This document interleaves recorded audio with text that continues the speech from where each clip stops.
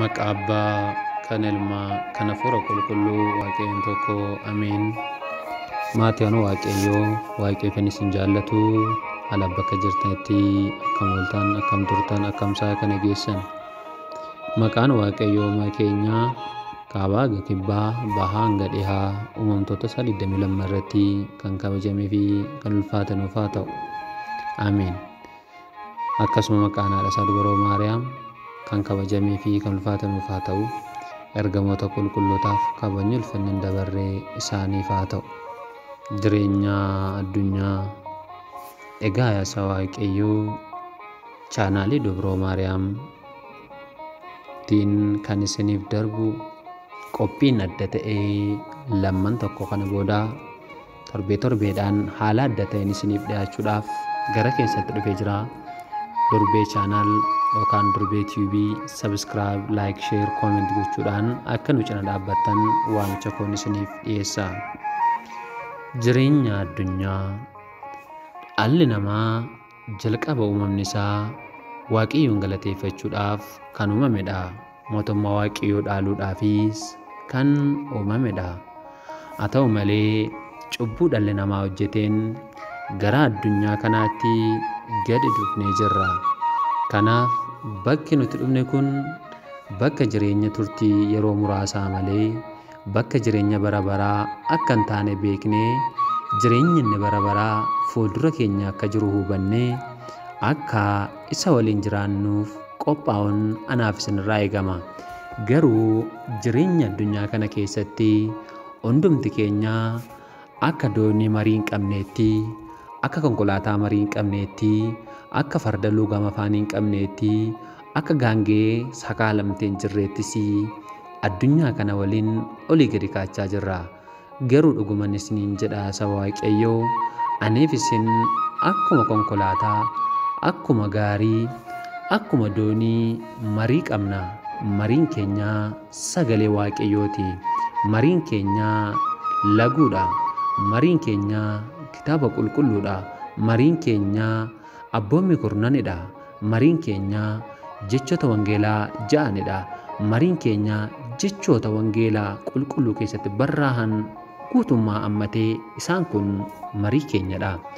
Addunyaa kana keessaa yeroodhaaf dhufnuyyuu malee akka namaa bor deemuutti hojjechuun anaaf isinirra jira.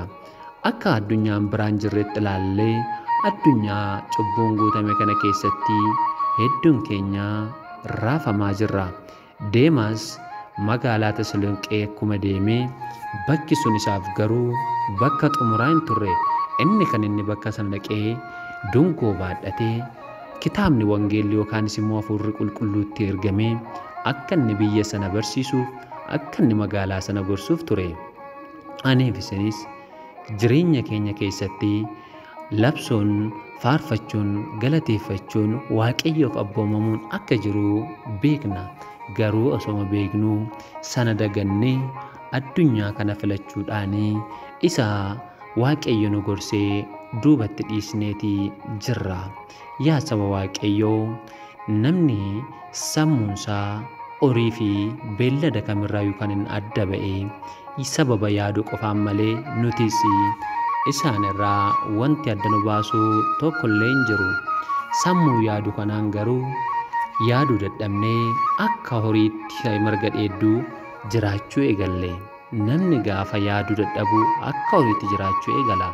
Akka horiitti gaafa jiraachuu dadhabu immoo seera Waaqayyoo daddarbuu eegala. Seera Waaqayyoo gaafa darbu immoo cubbamaa jedhama. Cubbamaa gaafa jedhamu immoo du'atu isa eeggata. Gaafa du'u immoo abidda bara baraatu isa eeggata. Abiddi bara baraa kuni maalidha yoo jenne, kan Daabiloos inni jalqabaa cubbuu jalqabee of tuulaan sun, sobaan sun, aangoo fedhaan sun, hawwaan sun bakka inni itti gubachaa jiru, bakka inni itti darbatamee jirudha jechuudha. Yeroo hundumaa nama hafuura hamaadhaan qabamee jiru yoo ilaaltan, nan gubadhee na gadhiisaa, fannoo natti hin fidinaa, suuraa qulqullootaa natti hin fidinaa jedheetii iyya. Tsabala Waaqayyootiin natti hin naqinaa jedheetii iyya. Maaliif yoo jedhanii tsaballi nama fayyisaa isa garuu ni guba. Hojii isaatu gubannaa waan ta'eef hojiin foonii fi hojiin lubbuu waliif faallaadha. Lubbuu fi foon addunyaa kana keessatti wal'aansoo wal qabu. Lubbuun foon ishee galateeffachuu, lubbuun waaqa ishee faarfachuu, lubbuun waaqa ishee quba dhiyeessuu, lubbuun kennaa kennuu, isa rakkate beela baasuu, isa daara baasuu, isa dhukkubsate gaafachuu, isa hidhame wabii ta'uu, hojii qajeelummaa, hojii gaarummaa, hojii fakkeenyummaa guddaa qabu hojjechuudha. Foon garuu kanarraa faallaadha. Innis albaadhummaadhaan jiraachuu, weennootti jiraachuu, anatu caala jechuu, of tuuluu, nama tuffachuu, aangoo fedhuu, hawwuu, ejjuu yookaan sagaagaloo yookaan halaalummaa, ajjeesuu, dhiiga qulqulluu dhangalaasuu, nama walitti naquu, jibba facaasuu, diinummaa nama gidduu kaa'uu, isaan kana kan fakkaatan hundumtuu hojii hafuuramaa fi hojii foon hojjechuuf jaallattudha jechuudha. Egaa kanas kan nuti argannu ergaa qulqullicha abbaan keenya Phaawulosiin gara warra Galaatiyaatti ergee boqonnaa 5 irraatii sirriitti argannaa jechuudha. Kanaaf yaa Waaqayyoo nutis hojiin biyya lafaa kan nu duukaan dabarre, hojiin biyya lafaa kan mootummaa Waaqayyoo nu gashine ta'uusaa barree hojii Waaqayyoo faana buunee hojii gaarummaa, hojii bareedaa hojjennee darbuun anaaf isinirraa eegama. Egaa yaa Waaqayyoo har'as ta'e boris jireenya addunyummaa kana tuffachuudhaan jireenya samii yaaduu qabna. Jireenya addunyummaa kana jibbuudhaan jireenya samii jaallachuu qabna. Jireenya isa darbu kana tuffachuudhaan jireenya isa darbine sana jaallachuu qabna. Jireenya isa jibba kana dhiisne jireenya isa jaalalli keessaa burquu ishee samiitiif of qopheessuu qabnaan dhaamsa keenyadha. Egaa kabajamtootaa fi jaallatamtoota hordoftoota chaanaalii Dubroo naati keenya dubaroo Maariyaam ilma ishee Yesuus Kiristoos nuuf deesse addunyaa kana keessatti nuuf laatte. Innis hojii cubburraa kana fi hojii gaarummaa hundumaa hojjetee guddate. Kanaaf yaa Waaqayyoo aniif isinis immoo eenyurraa akka barre eenyuun akka fakkaannu beekna waan ta'eef isa faana bu'uun dirqama keenyadha. Qophiin keenya kunis har'arraa kaasee eenyuun fakkaattaa kan jedhu torbaniin warreen nuti fakkaachuu qabnuu fi warreen nuti fakkaachuu hin qabne isiniif qabatee dhiyaata.